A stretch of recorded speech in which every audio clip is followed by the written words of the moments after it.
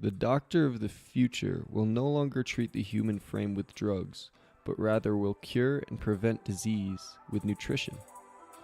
Thomas Edison. Welcome to the Applied Awareness Podcast, where you join me, Adam French, on my journey of expanding my awareness of self and the world around me. Then find creative ways to apply that awareness to live a more successful and fulfilling life. On episode 8, Food for Thought, I discuss how we can use food as a tool to increase cognitive functioning and treat mental illnesses such as depression, anxiety, and ADHD. Inspired by the burgeoning field of nutritional psychiatry led by Dr. Drew Ramsey, I dive into the biological mechanisms at work when our food fuels and protects our brain. I talk about the different nutrients that are essential for brain health and which foods you can eat to get the most brain power for each calorie. It was a really fun episode to research for, and there'll be many tips on how to eat to succeed. If at any point during the show you realize, hey, this is really helpful, or I'm really enjoying this, I would love for you to rate and review on iTunes or wherever you're listening to this podcast. Thank you very much. Let's get started.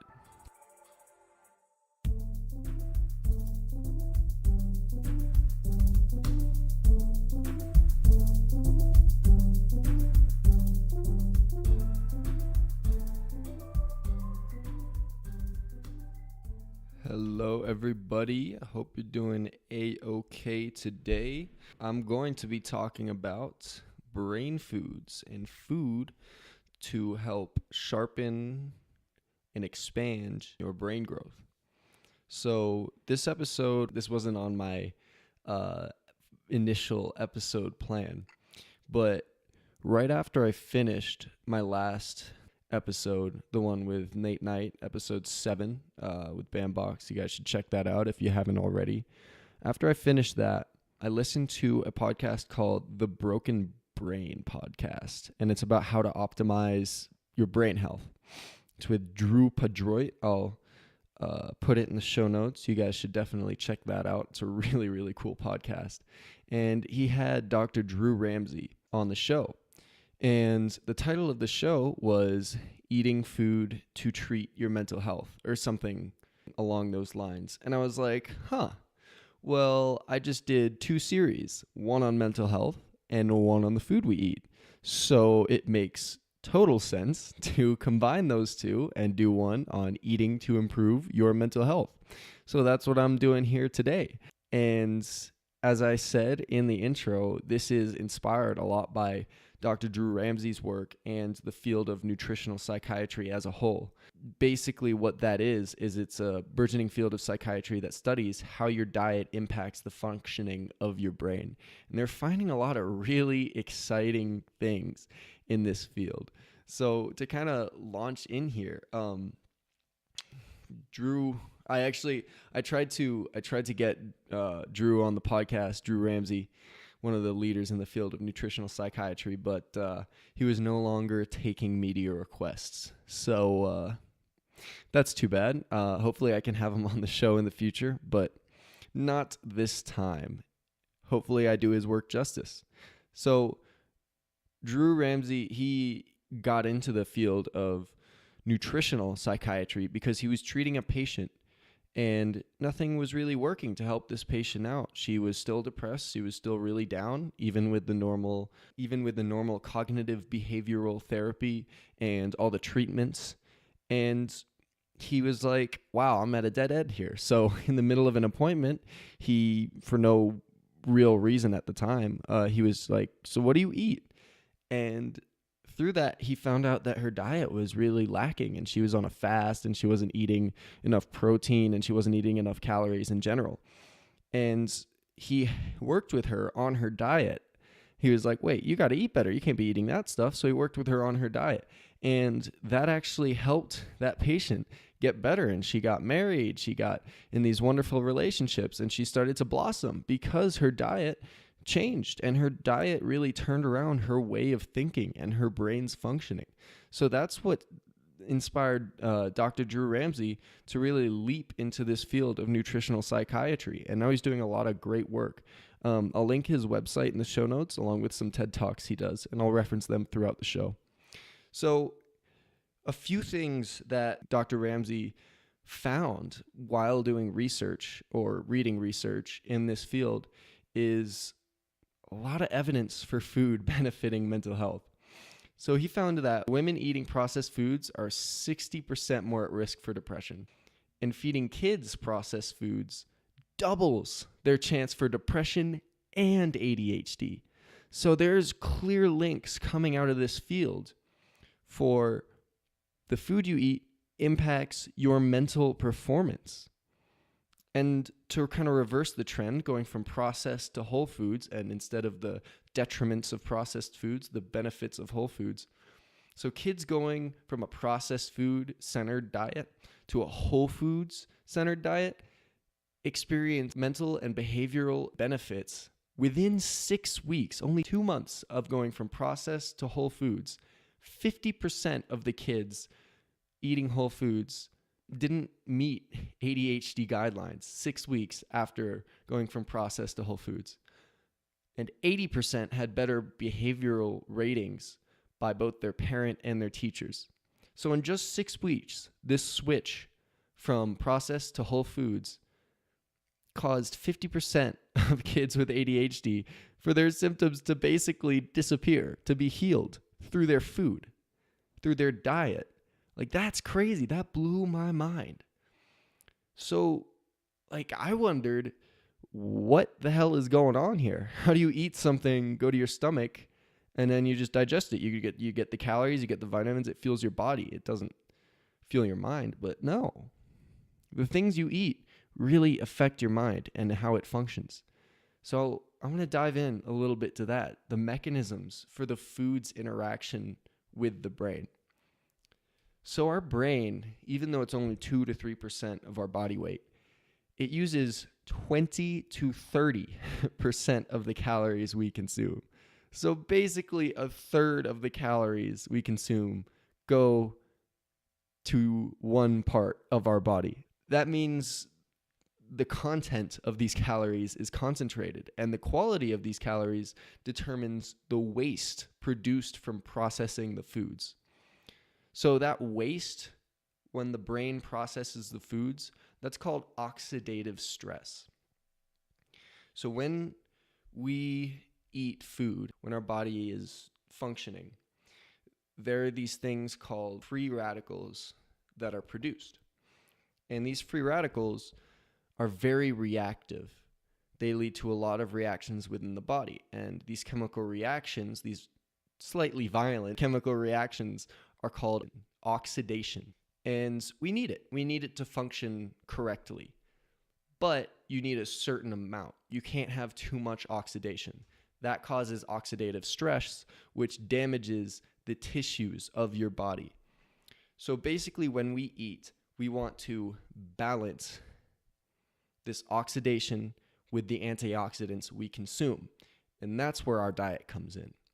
If you're eating empty calories, if you're eating refined sugars, if you're eating processed foods, that leads to a lot of waste. That leads to a lot of these free radicals getting produced. And a lot of these free radicals, without a lot of healthy foods, without a lot of antioxidants, as found in leafy greens, berries, all types of fruits and vegetables, these antioxidants is what we get through our food, the vast majority of them. And they help us find a balance. So when you have more of these free radicals from the food waste, the waste of processing your food, of which there is more when you eat a lot of refined sugars and processed foods, you're going to start to have damage to your tissues. And this damage to your tissues leads to very familiar diseases such as diabetes, inflammatory conditions, high blood pressure, heart disease, and neurodegenerative disease. So that's the one we can focus on here.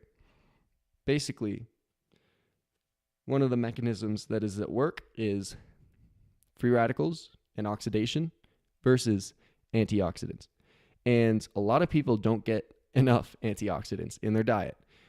which is why all these people are getting diabetes and all these people are getting Alzheimer's and dementia. When you don't eat enough antioxidants, these free radicals start to wreak havoc in your mind and your body, and it causes inflammation wherever it wreaks havoc. And a lot of times that's in your brain. That's one of the mechanisms through which our food influences our mind. Another mechanism, and this is really cool, the microbiome. Basically what it is the vast majority of our cells. Well, not the vast majority, but the majority of your cells are microbial cells. They're not actual human cells. You are more bacteria. We are more bacteria cells and microbe cells than human cells. One by a ratio of 1.3 microbial cells for every one human cell.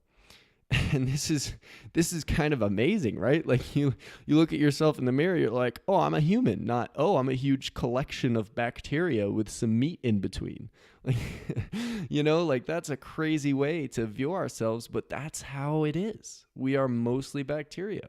And these bacteria play a huge part in allowing us to digest foods. It's an amazing coevolution between us and this bacteria. We're so intertwined with these microbes that from a very young age, from the time we're breastfeeding, we see interplay between the food we eat, the development of our bacteria, and the development of our brain and body. So one example of our bacteria being heavily involved is breast milk and how we process it. So breast milk has a plethora of sugars that the baby itself and its digestive system can't digest. But the microbiome within the baby can digest those sugars. And the chemicals that come as a result of processing the sugars by the bacteria contribute to brain health. Isn't that crazy? So that's a huge part in this story. In this equation, these microbes throughout our body, a lot in our gut, they're concentrated in our gut. They process the nutrients we take in, then the chemicals they release as a byproduct of this processing go to our brain and help build our brain. And one way the microbiome is really influential in your brain activity and growth and development is it produces 95% of serotonin, which is a key hormone in your day-to-day functioning of your body. Everyone thinks serotonin's produced in the brain because it's a quote-unquote brain chemical, but no, it's mostly produced in the gut by this microbiome. And if you don't know what serotonin is, most people know it as the happy hormone. It makes you feel good. It's that, but it's also a lot more. So it's a neurotransmitter, which is basically a brain chemical that helps regulate sleep, appetite, moods, and inhibit pain. So serotonin is this hormone with a really wide variety of uses within the body, and 95% of it is produced in our gut. So when we feed our gut good things, our serotonin is flowing freely. And the production of it, it's not inhibited. But if we're eating a lot of processed foods, a lot of junk, we're not eating much at all, then this serotonin isn't allowed to be manufactured as much. So think about someone with depression. Being depressed is like you can't be happy. The mechanisms in your body aren't working to make you happy. So one way to reverse that is they have these pills that produce short bursts of serotonin. They trigger your brain to release serotonin. But imagine instead of using the pills, using the right foods to feed your microbiome. So your serotonin factories down in your gut are well-oiled machines. That would really help someone with depression.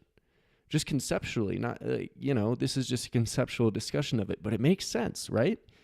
You feed your microbiome the right things, it produces a lot of this happy hormone, and that could rewire your body's functioning if you feed those bacteria. Because it's shown through a lot of research that when you feed your gut biome different foods and good foods, the bacteria develop differently.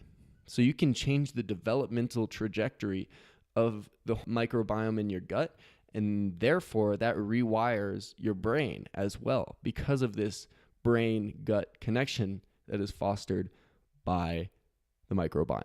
So think of the microbiome as like the interface between your food and your brain. Pretty cool, right? So that's how brain foods can help with depression. And there's evidence behind this. John Cryan, hopefully I said that right, he has a great TED Talk called Feed Microbes and Nurture the Mind, and I'll link it in the show notes. And it talks all about this microbiome and how it's connected with our development. And he says in the talk that adding a Mediterranean diet to conventional treatments for depression, it contributes to a significant boost in mood during depression treatment. So just simply changing people's diets can boost their mood through this amazing mechanism of microbes, which have evolved with us. So let's talk about nutrients that feed your microbes and your brain and where you can find those nutrients. So it helps to think of what is the brain made out of? You know, like what vitamins, minerals, what materials make up our brain. So it's made out of fats, predominantly long chain fats, as well as high concentrations of folate, iron, zinc, and a lot of other minerals. And it's the biggest deposit of fat in our body. So that gives you a little hint of what you're supposed to eat to help it grow, right? When you eat a lot of these omega-3 fats, when you eat a lot of polyunsaturated fatty acids, you're giving your brain the building blocks for growth, because your brain can grow. It's this concept called neuroplasticity. It's a concept of the constantly changing and shifting structures of your brain, because it is constantly changing and shifting. That's how people can cure depression. That's how people can cure anxiety and these mental health disorders. You have the power to rewire your brain. It's possible, and food is a big way to do that. This change is driven by this molecule or something. I don't know exactly what it is. I rewatched the TED Talk by Drew Ramsey. He brought it up, but it's kind of difficult to conceptualize. It's this thing called the brain-derived neurotrophic factor, or BDNF. And it stimulates our brain in a way that makes our brain cells grow and connect to each other. So there are two different ways the brain can grow. It can grow by adding that structural scaffolding of fats that I was talking about. And it can also grow by connecting different cells and creating new connections. Structures responsible for that are called myelin. They're basically the insulators of your brain connections. So that electricity, brain connections are basically wires that conduct electricity back and forth to different neurons. They conduct signals. And myelin keeps those signals on the wire. It insulates that wire. And production of myelin is actually regulated by the microbes in your gut. Now we know that while the microbiome produces serotonin and it's also partially responsible for actually growing your brain and making new connections and making you smarter, because that's what's happening. When your brain grows and you have more connections, you are getting smarter and you're going to perform better on cognitive tasks and planning and creativity. So there's a lot of different ways and structures and biological functions that allow this mind-gut connection. So I got a little off track there, but let's talk about the vitamins, minerals, and foods that you should eat to maximize this brain growth, to maximize the health of your microbiome and therefore your moods and serotonin production. So Drew Ramsey came up with this thing called the brain food scale. And in it, he takes the essential vitamins, minerals, and other building blocks for brain health and creates a scale for you to rate your foods based on nutrient density of these brain healthy nutrients for calories. So basically the brain food scale, the higher something is on the brain food scale, the more it maximizes nutrient density of vitamin B12, B9, polyunsaturated fatty acids, iron, zinc, B1, vitamin E, magnesium, fiber, and vitamin C per 100 calories. So I'll link to the brain food scale in the show notes because that's a lot of different things. And Dr. Ramsey puts it in terms of nutrient density, flexibility, and availability. So on this brain food scale, you have nutrient density. That's the essence of the scale. Now you have flexibility. How many different ways can you use this food? So he takes kale for an example. You can eat it for breakfast. You can scramble it up with some eggs. You can eat it for lunch. You can do a kale salad, and you can do it for dinner. You can do lasagna with kale in it or mac and cheese kale. It's one of the tastier choices he gives. You can use it almost anywhere. So it's very flexible and it's very available. You can buy a pound of kale or a bunch of kale, a bushel of kale for $1 or something at the store. So it checks all those: nutrient density, flexibility, and availability. So that would be at the top of the brain food scale. So let's talk a little bit about kale and why it's really good for you. So it, again, has that flexibility and availability that I just spoke of, and it has a lot of nutrient density. Kale is very nutrient dense. In 1 cup of kale, it has all the vitamin A you need for the day, I think 10 times the amount of vitamin K that you need for the day. And it also has a lot of fiber. It has a lot of magnesium and manganese and little trace amounts of all of these minerals that are vital for brain health. And you say, oh, 10% of iron, what's that really doing for me? Well, that's more than 0%. That's a lot more than 0%. And if you eat kale throughout the day, that really starts to build up. And all of a sudden, you're getting this full spectrum of each vitamin and mineral that you need through one food. And that's very powerful to be able to have all these different types of vitamins and minerals in one food. That is very easy to do. So you don't have to eat all these different foods, which is still a good idea, but you don't have to because you have this one food that has so much. So kale is one great food to eat for your brain. Let's look at some protein options that you can eat for your brain. Seafood and eggs.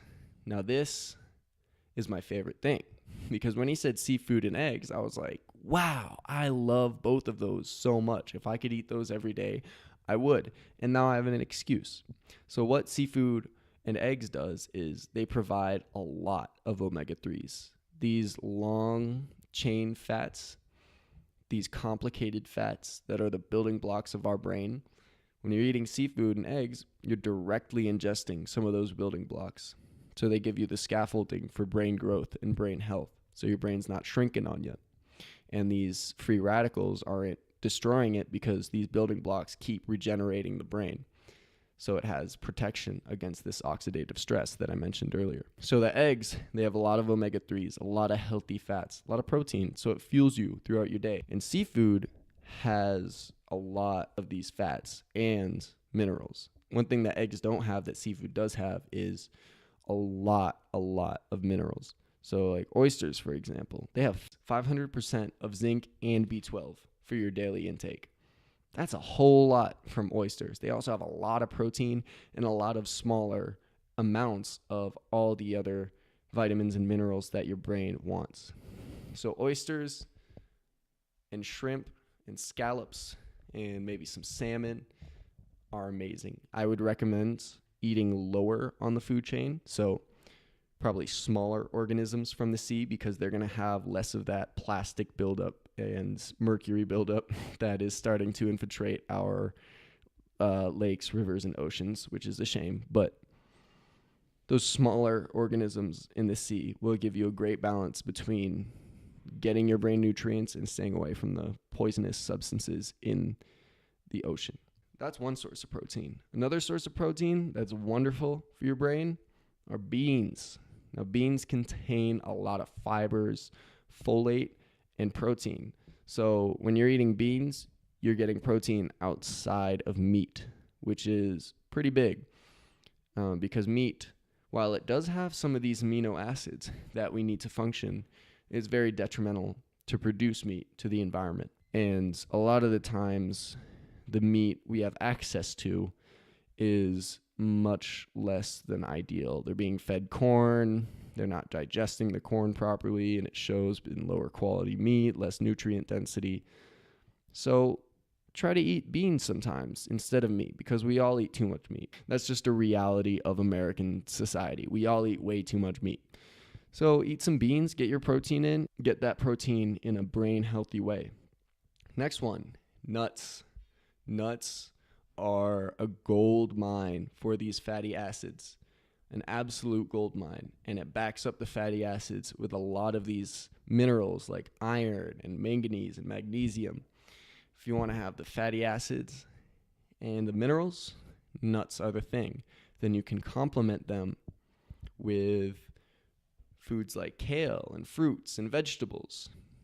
Another thing real quick about kale and plants in general. Plants contain these things called phytonutrients. And those are nutrients that almost sync up with our DNA, and they blend with our DNA and help maintain our DNA structures to promote genetic health and health on a genetic level. So on a really small level, these phytonutrients that are only found in plants help maintain our genetic systems. And the reason eating the rainbow in regards to plant-based foods, all different colors of fruits and vegetables, you want purple, green, you want some kiwi, you want some grapes, you want some purple broccoli, you want some green broccoli, you want some oranges, of all these different colors. Each color signifies the presence of different phytonutrients. So that's why you want to eat the rainbow in a lot of plants, because they have these phytonutrients that support your health on the most basic genetic level. So the last brain food, I'm really excited about this last brain food. It made me very happy. It makes me very happy every day when I eat it. Dark chocolate is awesome because it has a lot of these healthy fats. You look at dark chocolate, you're like, whoa, that has a lot of fat in it. But a lot of the fat is good in dark chocolate. And it has a lot of this thing called polyphenols. And polyphenols are a very powerful antioxidant. They're found in red wine. They're found in dark chocolate. They are antioxidants, so they help your body protect against these free radicals that I was discussing earlier. They also fuel microbes. They're really good food for your microbes. And through research, they are seen to have anti-aging, boosting learning and memory. And they also change the composition of the microbes. So like a mouse that ingested a lot of polyphenols has a different microbial ecosystem than one that doesn't, and a better functioning microbial ecosystem. So these polyphenols found in dark chocolate are really vital for the health of your microbiome. Some other things that dark chocolate does is it increases blood flow to the brain, and through that improves mood and focus. It's one of these foods that's clinically proved to improve your mood. And even in one research study, extracts from the cacao plant reversed age-related memory decline. So dark chocolate has a lot of great benefits for your brain. And that being said, don't eat too much of it, because you shouldn't eat too much of anything. But it's really fucking good. And it's also really good for you. So eat it. And yeah, I mean, that kind of wraps it up there. Like nutritional psychiatry, all the different foods to eat. To wrap it up, all the different foods to eat. You want to eat a lot of greens and plants. You want to eat a lot of different colors of these plants. You want to eat seafood or eggs. You want to eat beans, nuts, and dark chocolate. A diet high in those types of foods to help you maintain and even boost your cognitive health as well as your mood. And if you are struggling with mental health issues, eating a diet rich in these elements might help you get better. The research isn't 100%, but you heard the stats that I pulled out earlier. Women eating processed foods are 60% more at risk for depression. And feeding kids processed foods doubles their chance for depression and ADHD. So if you're depressed or anxious or have some other type of mental illness, think about the food you're eating as medicine for you.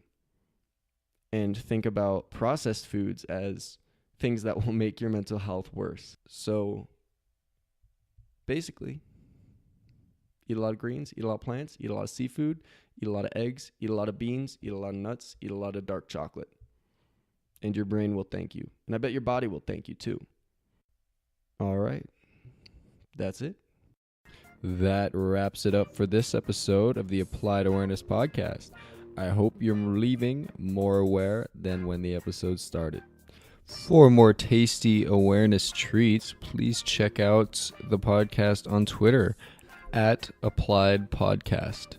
We also have a Facebook page at facebook.com/Applied Awareness Pod.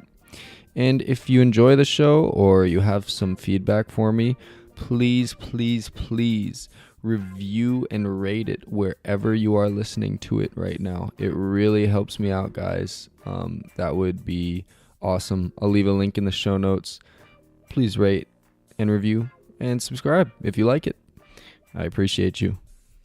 This next episode is going to be the first in the next type of episode I want to do, and that is Superstar Sessions or Entrepreneur Hour. Haven't figured out perfect name for it, but anyways, I'm going to be interviewing the co-founder and CEO of FreeUp, Nathan Hirsch. I'm going to be interviewing Nathan. He's a serial entrepreneur. He started a couple of companies now. Started with a Amazon shipping business out of his dorm room that ended up clocking revenues in excess of 30 million, which is pretty damn impressive. And now he is the CEO of FreeUp. Gets hundreds of freelance applications weekly, and over 5,000 businesses hire through FreeUp because it's a really convenient platform. I'm going to be talking to Nathan about his entrepreneurial journey and how he used awareness and his inner strength to push through obstacles. There's a great part about his first busy season as an Amazon shipper, and he said, yeah, I mean, it was a really difficult time, and I made sure it never happened again. So listen in to figure out how Nathan, as an entrepreneur, as a busy person, as a very motivated person, where he finds his inspiration, where he finds his strategic planning ability, and how he really deals with all the crazy things that goes on in his life as an entrepreneur. It's going to be really useful. He has a lot of practical tips for any budding entrepreneurs or even just busy people out there that need a way to organize and prioritize in their life. So it's going to be a really cool, really helpful episode. I think you'll learn a lot from his story. All right, I'll see you next time.